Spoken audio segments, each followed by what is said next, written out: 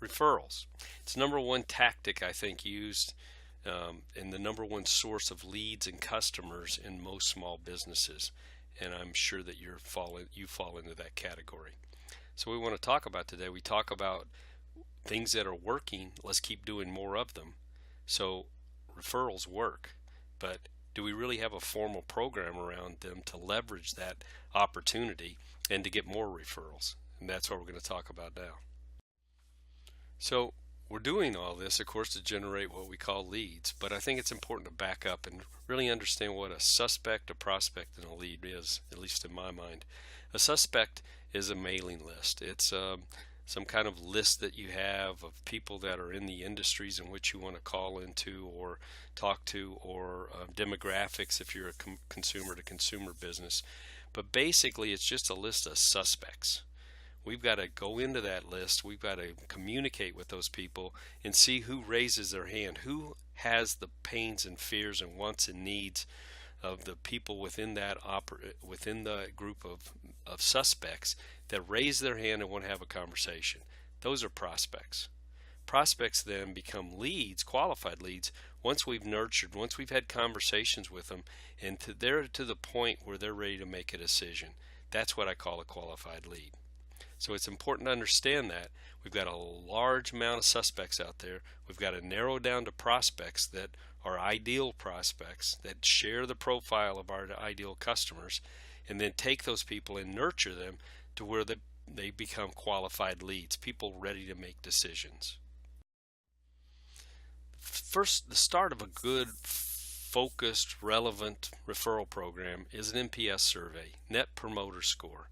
It's two powerful questions you send out to your customers, all your customers, and you'll identify more ideal customers by doing this. The first question is, on a scale of 1 to 10, how likely would you be to refer us to your friends and associates? Powerful question. So those that give you a 1 to 5, they're detractors. They don't really like you. They'll tell other people not to do business with you. The 6, 7, and 8s are passive. They like you, but you're not remarkable to them. You're not someone who they want to go out and share testimonials and referrals with their friends and associates. But 9s and 10s, they're promoters. They're more than willing. They're without hesitation will refer you to friends and associates. So by asking that question, we've now identified a large number of people who are willing and without hesitation ready to refer you. We need to work with those people. The second part of that question is, what experiences have you had with us that reflected on your answer to question number 1? In other words, we do something bad, tell us about it. If we do something great, tell us what it is that makes us remarkable, that makes us without hesitation willing to refer you to your friends and associates. You know, Bain studies have showed that the top scores, and the way you score this is you take the percentage of people that are promoters and you subtract away the percentage of people that are detractors, and you get a score. You can benchmark that score with people in your industry and with well-known names around the country, because this study is done by a lot of people, or this survey. Bain finds that the top growth and earnings companies have the highest score in this survey. They spend less on marketing, they grow organically, and they are highly selective and focused on referrals. So it's a great way to start out your formal referral program, is to do a quick, easy, simple NPS survey. Now here's the definition again, but let's talk about trust. You know, trust is the final step. We get people to know us, to like us, and then to trust us. And the fastest way to get someone to trust you is a referral. Someone comes to you, they trust the person that gave them that information. They're coming to you with trust already built in, because their friend or associate that trusts you already, they feel, hey, I can trust these people. There's no better way than word of mouth or referral marketing to get that trust quickly. Okay, so we've said the best way to get that trust is through referrals, word of mouth. You know, people love to refer others. They really do. Number one, it makes them feel smart. I know something about something that you don't, so I've got something here and I'm going to share it with you. It also gives them pleasure in knowing that they helped out 2 other people. They helped you out, the referee, and they helped out the person that they're referring you to. So they're helping the company out that they they have a great relationship with, and they're helping out a friend or associate. So that's why people love referrals. They love to give referrals. The problem is when they do it and how they do it, and when they have the opportunity to do it. So people like to refer, but they also fear doing it. And why do we fear making referrals to people? Because the person they refer them to might embarrass them. In other words, I'm kind of leery of referring them. I love doing business with XYZ, but gosh, if I give the XYZ this referral, are they going to bug that person? Are they going to do something that might embarrass me? Are they going to call them up 30 times and beat on them to try to sell them something? So that's why we're kind of reluctant. And we're reluctant also because maybe, they do a good job for us, but they might not do such a good job for them. They may not treat them as well as they treat me. They don't really know how to refer. In other words, they do it when the timing's right, but they really don't know how to do it otherwise. They don't really feel comfortable going and going and seeing somebody and saying, hey, you need to go do business with XYZ. And the timing must be right. As I said, something had to happen. Something comes up in a conversation that says, hey, they got a problem with their accountant, so I ought to refer them to my accountant. That's the problem with referring, is it's all dependent again on timing, and their fear that you're not going to take care of their friend the way you take care of them. But you know what? Referrals are just like prospects. They will refer you when they want to, not always when you want them to. So it's not always an opportunity to refer you. We have to try to help them make that opportunity, because right now they're just dependent on sometime they're out with some friend or they're out with a business associate and they say, I just had a problem and or I just had a problem with my accountant, or I just had a problem with it. And that's the opportunity for that person to say, hey, wait, maybe you ought to go see XYZ. They're really good. They're my accountant and they do a great job. And then we have to address their needs, wants, pains, and fears. Because they're just like prospects. They have to have that pain or that fear that is going to attract them to us, that we can solve that for them. We have to understand what it is. And that's why ideal clients and customers usually refer friends and associates of theirs that will become ideal prospects. So there's several types of referrals. The first one is, hey, here's their name. In other words, they call you up and say, call Bill. He'd be a great customer of yours.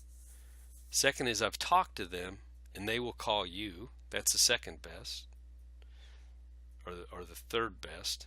I've talked to them and they said to call them. That's the second best referral. And the top referral is, I've talked to them. Why don't the three of us get together and meet? That would be the ultimate referral, correct? But those are like 4 stages of referrals. They're all great, but the last 2 are really the ones you want. So invariably, when I ask people, do they have a referral program, they say sure. But then when you start digging deeper, it's not really any kind of formal program. It's just they get a lot of referrals. Do you know who to ask? Well, we talked about the NPS survey. Now, of course, you'll know who to ask. People that have raised their hand said they're more than willing to refer you.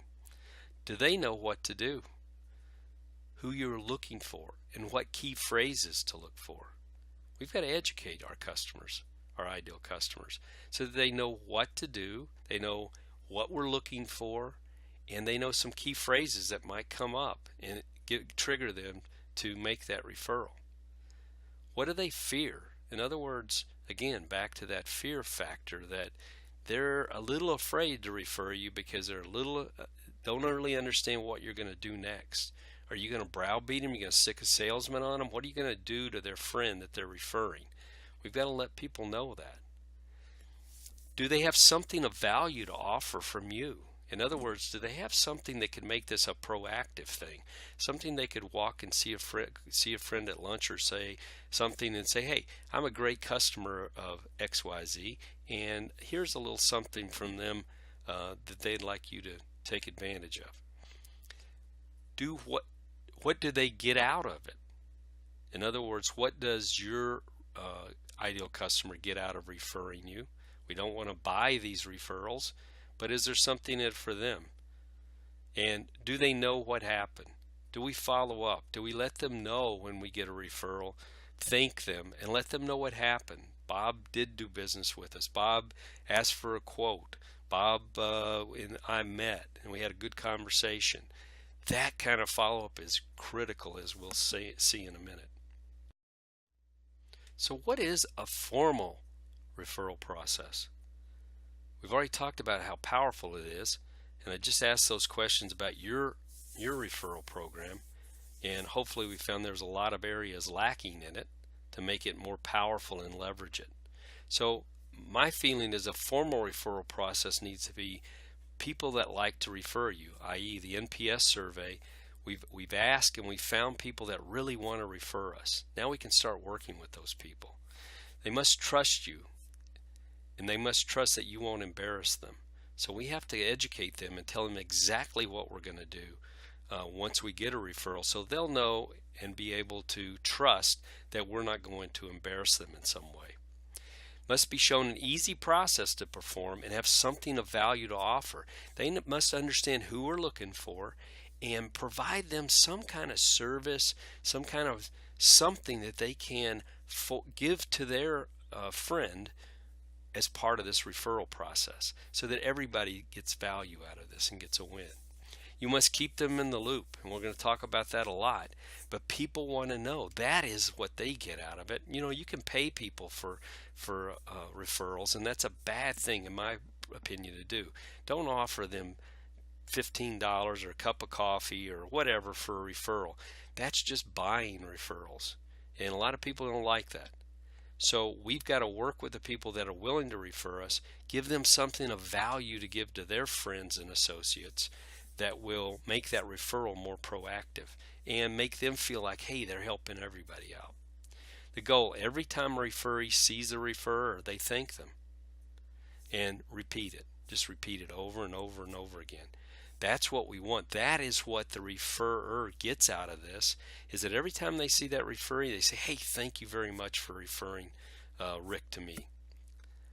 This is what, I want to tell a quick story here. I had a client I was working at the University of Buffalo with in a CEL program, and I met an individual in town who was well known and has a radio program, and we met, and he said, what do you do? And I said, I'm a business coach. And he goes, do you know somebody that does Six Sigma? And I said, sure, I got a couple of guys that are just getting started. And so I went back to the office and I put the two of them together. Didn't hear a word about it. Month went by, went back to CEL, saw the guy, and across the room he came to me and said, Rick, how are you doing? It's great to see you. I just wanted to thank you for sending those two guys to us. They've done an outstanding job. You know, we've worked with them now for a couple of weeks, and they're doing a great job with us, and really appreciate that again. And I said, well, thanks. So I come back. I don't think anything about it. Made me feel great, of course. And about a couple of days later, I get an envelope in the mail, and it's a $100 gift certificate to a fine restaurant in Buffalo. Well, that was great, but I thought, why'd they do this? I mean, I didn't need a $100 gift certificate. So I called them up and I said, thank you very much for the gift certificate, but why didn't you keep me updated with what was going on? And they go, what do you mean? Well, if you would have called me right after you made that first contact with him, then and told me that, hey, the meeting went well, or just sent me an email, that would have been great. I would have known, great, this is working out. I'm helping two people out. They're not embarrassing me. And then the second time when you met and you presented a proposal, been great. Hey, we just sent them a proposal. Things are going well. That's all it would have taken. And each time that you updated me on what was going on, hey, I would have felt great about this. I'd probably gone out. You could have asked me at that point, hey, you know anybody else that needs our help, right?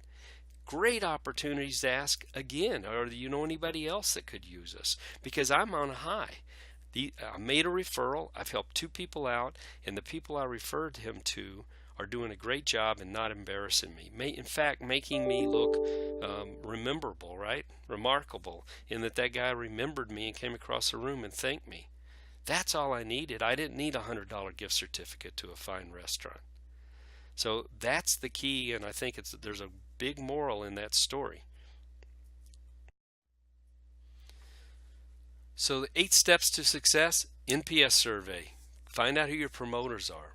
You could come up with a list of 100, 200, 300 people that are willing and able and without hesitation ready to refer you. There's a letter of apology for not staying in touch. That's part of the package I'll give you, but it's just kind of a letter going out to these people saying, hey, I'm sorry, I haven't been in touch in a while. And then develop your referral prep packet with a free service to offer. Educate your referrals on who, what, and why so that they know what to do when the opportunity presents itself. Stay in touch every month with relevant information with your referrers.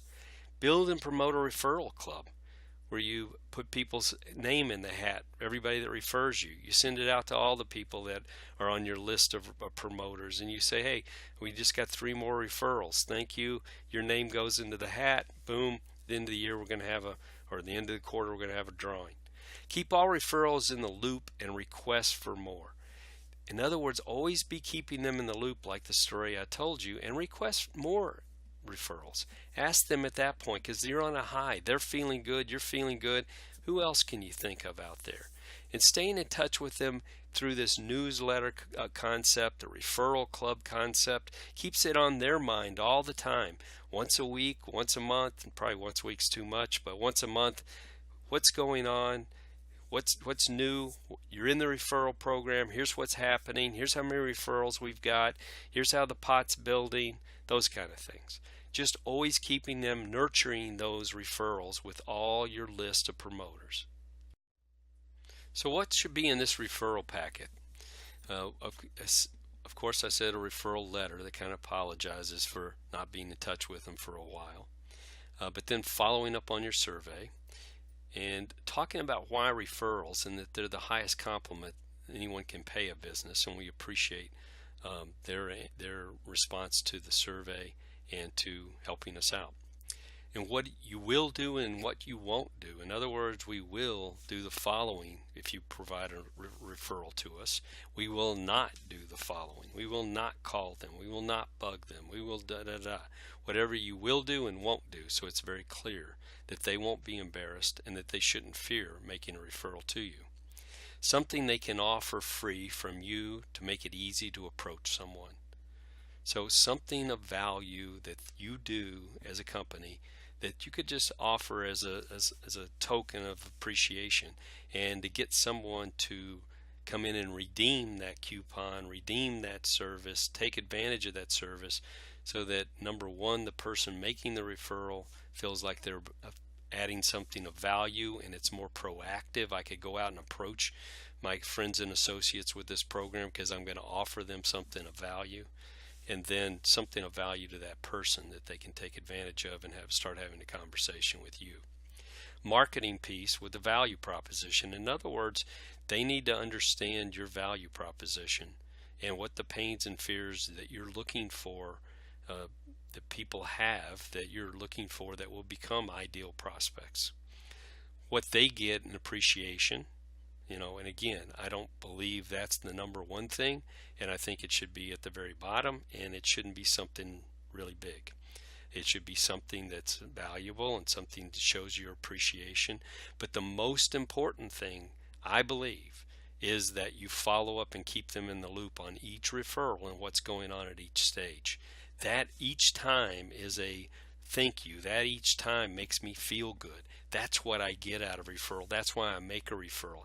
I don't make a referral to get a cap or to get a coffee or to get a $100 gift certificate to a fine restaurant. That's not why I'm going to refer somebody, because you could pay me $1,000, but if I feel like that if I refer them, they're not going to be taken care of, and it's going to embarrass me and make me look bad, I'm not going to do it. So the most important stuff is to make them feel confident and comfortable with making that referral, and then getting back to them with your thought, your appreciation and updates on what's happening. The goal, every time the referee sees the referrer, they thank them. That's your goal. Your goal is to have their friends and associates, just like that gentleman did with me, come up to them and say, boy, thank you for referring me to XYZ. It's been the best thing I've ever done.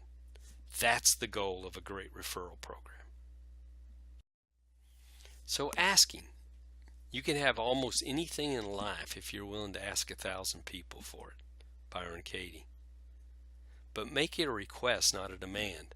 I know a lot of us don't like asking for things like this, but you have to ask if you're going to get referrals. It's all part of the proposition, whether it's a letter and then follow up, or whether you're just salesmen or just out there meeting with their ideal customers and asking for a referral. There's a difference between a request, an ask that's a request, and an ask that's a demand. In other words, a demand, are you disappointed or upset if they decline? Well, it's a demand if you are. It's a request if you're not. You make it very clear that, hey, it's okay. You don't have to say yes to me because it's just a request. Does a person feel like they have the freedom to and can easily decline? It's no problem. Let me know. Either way, it's no problem. That's a request. You are committed. You'll do it with or without them. In other words, I want to have a program. Either way, we got a great formal program here. We put all this together, and we're going to do it either way, but we'd really like for you to join us. They have the capacity to deliver. In other words, we're asking for them to refer people, and they have the capacity to do that. We just have to make it comfortable for them. The request is crystal clear. We give them all the information they need to go out and make a referral for us, and that we're going to take care of them and the referee, and we're going to keep them in the loop, and we're not buying this, we're not demanding it. Here, I'm going to give you this for this. We're just asking for them to join the program. And there's a deadline to commit. In other words, we want you to be more proactive than in the past, not just wait for triggers, but go out with this package and this offer that we have and approach some of your friends and associates with a referral program. And if you don't want to do that, fine. If you do, great. We'd love to have you part of the program. That's a request. So the key, like with prospects, is to stay in touch and nurture. People don't always refer you when you want them to. Remember, they refer when the time is right for them. So we're going to do everything we can to make it more proactive and give them that offer, set them up, let them know exactly what's going to happen and what are the trigger phrases they're going to hear out there. And then once a month, let's get some relevant information out to them. Let's nurture these referral people, and that's why I said a referral club is a great way to do that. Have a club, have a little update, keep a list of all the people that are referred, let others know that others are doing it and it's working great, and then maybe having some kind of a drawing at the end of the quarter or something where you draw out of a hat and somebody gets something for being in the referral club and for referring people. Finally, keep them in the loop. Let them know what's happening at each of the steps. More chances to reinforce how good it feels to make a referral to you, and more chances to request another referral.